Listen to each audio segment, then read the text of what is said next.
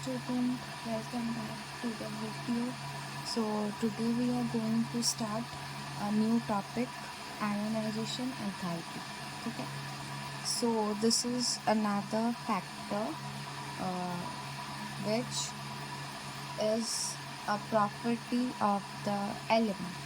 ठीक है, so ये आपके classification of element and periodicity and properties का एक और फैक्टर है, दैट इज़ आयोनाइजेशन एंथैल्पी. तो चलो पहले हम लोग इस टर्म को ब्रेक करते हैं and see what does it means. ठीक है, तो कम टू द डेफिनेशन. याद रखना enthalpy is related to the term energy. Then enthalpy is related to the term energy. So what is ionization enthalpy? The question comes, what is it? ठीक है, so देखो define करता है. So come on, consider ये एक आपका atom है, ये आपका क्या है, न्यूक्लियस है. कंसिडर एन एटम जिसका this is a nucleus of the atom. इसके पास सपोज कर लो कि ये 2 सेल और एक सपोज कर लो 3 सेल्स है. ठीक है, ठीक है. सो लेट्स सपोज कि इसके आउटर मोस्ट सेल में यहाँ पे 2 इलेक्ट्रॉन्स हैं, यहाँ पे आपके 8 इलेक्ट्रॉन्स है, यहाँ पे 8 इलेक्ट्रॉन्स है एंड यहाँ पे 1 इलेक्ट्रॉन है. ठीक है, सो अभी मेरे को बताओ कि अगर हम लोग इस न्यूक्लियस से देखें, so nucleus to the outer most shell. ठीक है, सो अभी तक हम लोगों ने पढ़ा था एटॉमिक रेडियस. तो ये आयोनाइजेशन एंथैल्पी पे होता क्या है, देखो कि ये जो बाहर का इलेक्ट्रॉन है, द वैलेंस इलेक्ट्रॉन और the electron present in the outer most shell, if I want to remove this electron, अगर मैं इस इलेक्ट्रॉन को रिमूव करना चाहती हूँ, सो ये तो अपने आप से नहीं रिमूव होगा. फर्स्ट एंड फॉरमोस्ट थिंग तो ये इलेक्ट्रॉन अपने आप से रिमूव नहीं होगा, because there will be a force of attraction between the nucleus and this electron. Right, nucleus और इस इलेक्ट्रॉन के बीच में, इन दोनों के बीच में there will be a force of attraction जो कि इस आउटर मोस्ट इलेक्ट्रॉन को होल्ड करके रखा है in the atom. Correct. So if मैं इस इलेक्ट्रॉन को रिमूव करना चाहूँगी, if I want to remove this electron, then I will have to break this force of attraction. मुझे इस फोर्स ऑफ अट्रैक्शन को तोड़ना पड़ेगा. ठीक है, सो इसको तोड़ने के लिए I need energy to break it.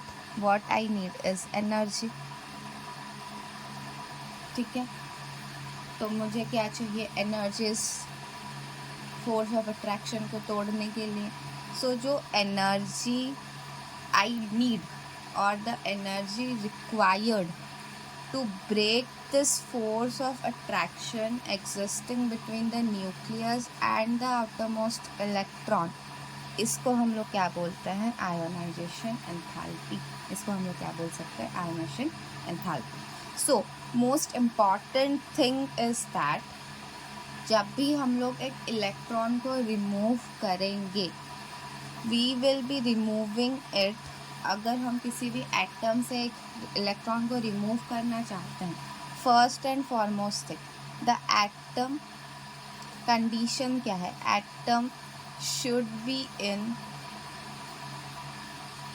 Gaseous state. Atom किस स्टेट में होना चाहिए, gaseous state.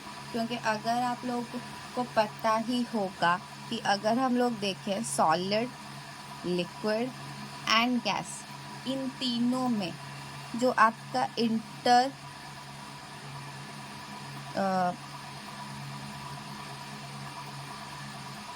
Force of attraction रहता है, मतलब inter particle force of attraction जो रहता है, inter particle force of attraction जो रहता है, वो सबसे ज़्यादा किस में होता है, सॉलिड में.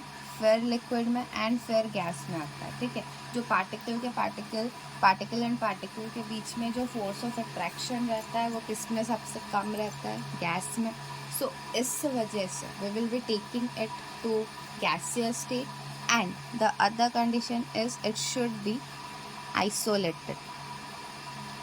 क्यों isolated, what is the significance और why we should keep the atom in a isolated state? Because जब हम लोग आइसोलेटेड करते हैं, आइसोलेटेड मतलब क्या होता है कि सपोज यहाँ पे कंसिडर कर लो ये 3 एटम है किसी भी एलिमेंट का, ठीक है। This is first atom, this is second and this is third. So यहाँ पे क्या हो सकता है, ये एक एटम है, दोनों सेपरेटेड हैं, जो बाकी सब 3 एटम्स है, they have some internuclear distance, इन तीनों के बीच में इंटरन्यूक्लियर डिस्टेंस है।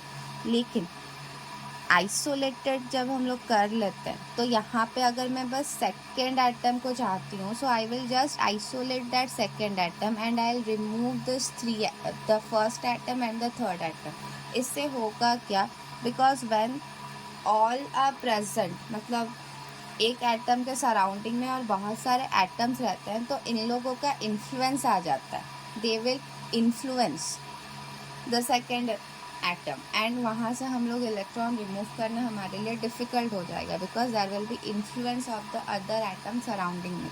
सो टू रिमूव द इलेक्ट्रॉन हम लोग को ये इन्फ्लुएंस को भी हटाना पड़ेगा, ठीक है, इनका इम्पैक्ट जो आएगा उसको भी हटाना पड़ेगा। Therefore we will take only the second atom, अगर उससे हम लोग को इलेक्ट्रॉन निकालना है। सो जब भी हम लोग एक एटम से इलेक्ट्रॉन निकालेंगे, so we will first isolate it, we will be taking in it gaseous state, then we will be giving energy which will break the force of attraction, for which the electron will be removed from its outermost cell. So इससे हम लोग अगर एक definition frame करने की कोशिश करें, सो ionisation enthalpy का डेफिनेशन क्या बनेगा? It will be defined as most probably as the energy required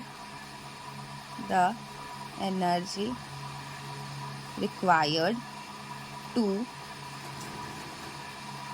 remove an electron from its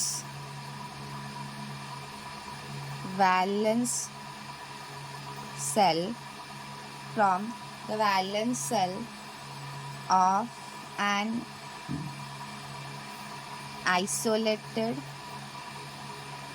isolated neutral gaseous atom, from an isolated neutral gaseous atom, ठीक है। So definition क्या बन गया? The energy required to remove an electron from its valence shell of an isolated neutral gaseous atom, ठीक है। I hope आप लोग को ये डेफिनेशन से तो क्लियर हो गया होगा कि हम लोग को एनर्जी दे के इलेक्ट्रॉन को रिमूव करना है, ठीक है, इलेक्ट्रॉन।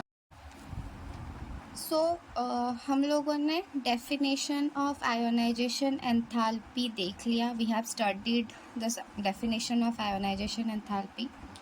सो आगे मूव करते हैं in this part, and the next subtopic is successive ionization enthalpy, ठीक है। So I'm giving you certain example. Suppose we have Na plus ion, we have Ca2 plus ion, Al3 plus ion, etc. ठीक है। So इनको देख के आप लोग क्या कंक्लूजन करोगे कि सोडियम मेटल ने 1 इलेक्ट्रॉन लॉस किया है, कैल्शियम ने 2 इलेक्ट्रॉन लॉस किया है, एल्यूमिनियम से 3 इलेक्ट्रॉन लॉस हुआ है, right. So what is the purpose, why did I give you this example? इस एग्जाम्पल का पर्पस क्या है? To let you know that कि एक एटम से सिर्फ 1 इलेक्ट्रॉन ही लॉस नहीं होता है। कोई भी अगर एटम है, if there is an atom, it is not compulsory और इट इज नॉट मैंडेटोरी कि वो बस एक ही इलेक्ट्रॉन लॉस करे। It can lose more than one electron, ये एक से ज़्यादा इलेक्ट्रॉन भी लॉस कर सकता है, ठीक है। एंड व्हेन योर एटम, मैंने जैसे कि आप लोग को बताया था in the definition of ionisation enthalpy itself, कि जब भी हम लोग एक एटम से इलेक्ट्रॉन को रिमूव करेंगे, so that electron removal will take place only when your atom is in the gaseous state, ठीक है। सो इफ मतलब व्हेन आपका atom is in gaseous state, electron loss will take place, ठीक है। तो हम लोग को एक इलेक्ट्रॉन रिमूव करने के लिए we have to take that atom to the gaseous state. तो जब आपका एटम गैसियस स्टेट में होगा, so in that case your atom tend to lose electron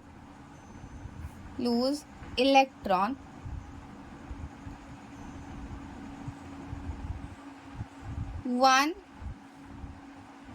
tend to lose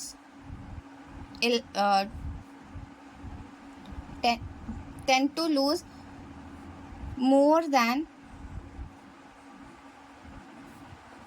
one electron,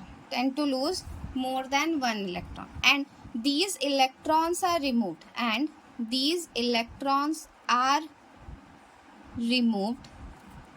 one after another। और ये जो electron remove होगा, these electrons will be removed one after another, एक के बाद एक रिमूव होगा, एक साथ रिमूवल नहीं होगा। तो यहाँ पे देखो, फॉर एग्जाम्पल यहाँ पे जो आपने कैल्शियम 2+ लिया है, तो एक कैल्शियम एटम से हम एक ही बारी में दोनों इलेक्ट्रॉन नहीं रिमूव करेंगे। हम पहले एक कैल्शियम एटम से we will be first removing one electron, फिर उसके बाद जाके हम लोग सेकेंड इलेक्ट्रॉन रिमूव करेंगे। हम एक साथ दो इलेक्ट्रॉन नहीं रिमूव करेंगे, ठीक है। सो द एनर्जीज तो जब हम लोग एक के बाद एक इलेक्ट्रॉन रिमूव करेंगे तो सब्सिक्वेंट इलेक्ट्रॉन रिमूव होगा एंड सब्सिक्वेंटली हम लोग को एनर्जी सप्लाई करना पड़ेगा। So the energies required to remove subsequent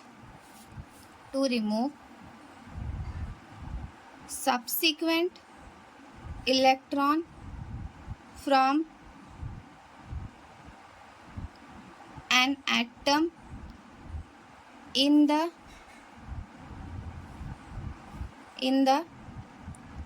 gaseous state are known as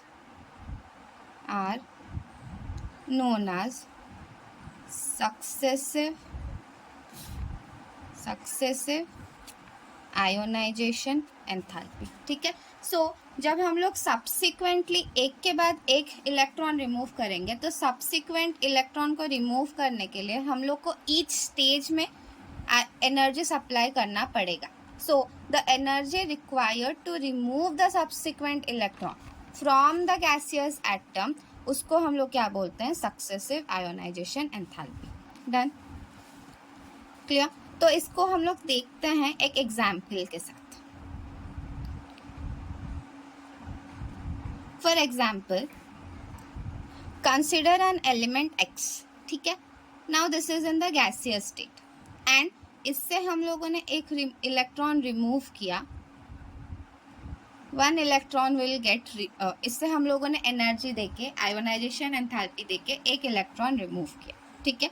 so when हम लोग इस केस में जब हम लोग फर्स्ट इलेक्ट्रॉन रिमूव कर रहे हैं from the outermost shell of the atom X, so इस केस में जो हम लोगों ने आयोनाइजेशन एंथैल्पी दिया उसको हम लोग क्या नेम करेंगे? As the first ionization enthalpy, ठीक है। So basically first ionization enthalpy is the energy required to remove the most loosely bounded electron of the neutral atom, ठीक है। तो न्यूट्रल एटम का सबसे लूजली जो इलेक्ट्रॉन है, मतलब जो आउटर मोस्ट सेल में जो पहला इलेक्ट्रॉन है जो रिमूव होगा, that is called the first ionization enthalpy, ठीक है। नेक्स्ट, अब अगर नेक्स्ट मैं X प्लस से मैं एक दूसरा इलेक्ट्रॉन रिमूव करना चाहती हूँ, so it will become X2 plus, and यहाँ से और एक इलेक्ट्रॉन रिमूव हुआ, तो now again I will have to supply ionization enthalpy to this X plus ion. So this to remove the second electron from the gaseous ion of X plus. तो जो second time मेरे को जो energy देना पड़ा उसको मैं क्या बोलूँगी, सेकेंड आयोनाइजेशन एंथैल्पी, ठीक है। सिमिलरली अगर मैं थर्ड इलेक्ट्रॉन को रिमूव करना चाहती हूँ, so again I'll supply energy and this will be called third ionization enthalpy.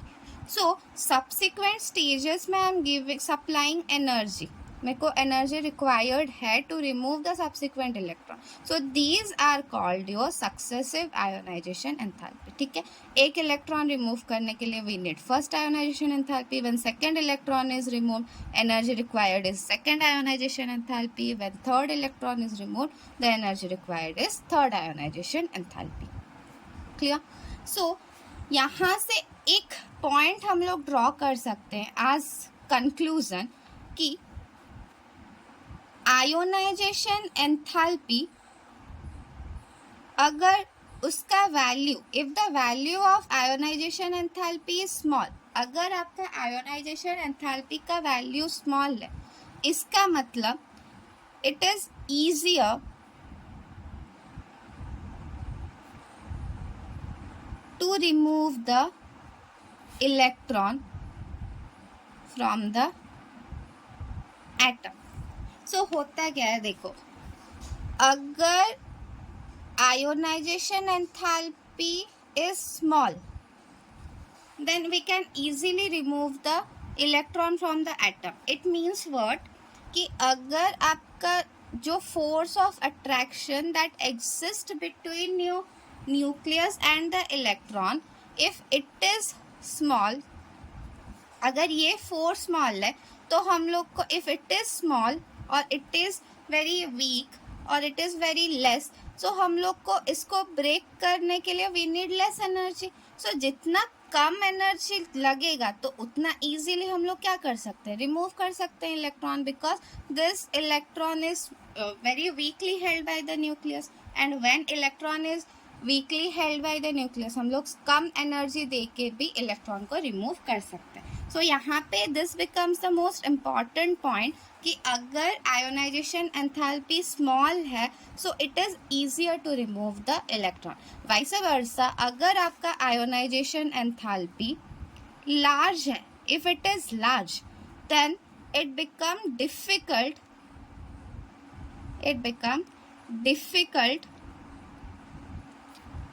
to remove the electron. अगर आयोनाइजेशन एंथैल्पी लार्ज आ गया so it become difficult to remove the electron. ठीक है. So up to this we have covered the definition of ionization enthalpy and successive ionization enthalpy. In the next video we will be covering factors affecting ionization enthalpy. Till now अगर आप लोगों को कोई भी doubt है सो आप उसको comment box में मेंशन कर दीजिए, and if you have any feedback regarding this video do comment it in the comment box. ठीक है. एंड आप इस टॉपिक को पढ़ने से पहले do check out the videos on atomic radius. This will be helpful while we'll be studying the factors affecting ionization enthalpy.